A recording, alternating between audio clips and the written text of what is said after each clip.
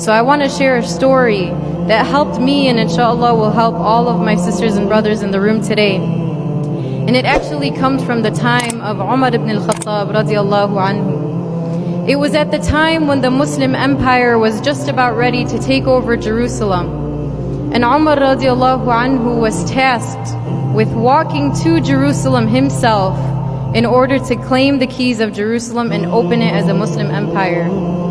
So he sets off with a servant and he makes this pact with his servant. He says, this is what we're gonna do. He says, I'm gonna sit on the camel and you're gonna walk me for half the way, and in the other half you're gonna sit on the camel and I'm gonna walk you. SubhanAllah, just shows you how just he was as a leader.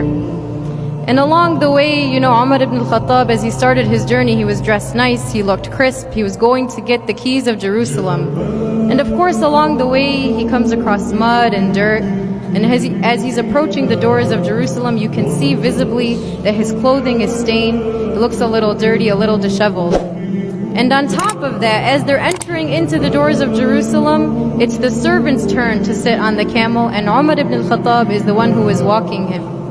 And so the servant turns to Umar ibn al-Khattab, he says, Ya Amir al-Mu'mineen, maybe we should switch. These people are all ready to welcome you as their leader. It would make most sense if you were sitting and I walk you in.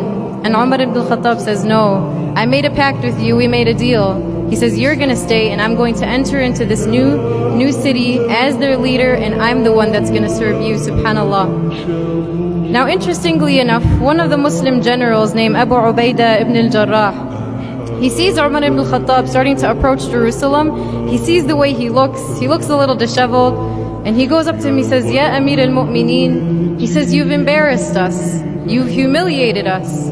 He says, all of these people are dressed so nice, they're ready to welcome you. How are they going to honor you as their new leader when you look so disheveled? And Umar ibn al-Khattab says something, and if you remember nothing from this talk besides this statement, it is this.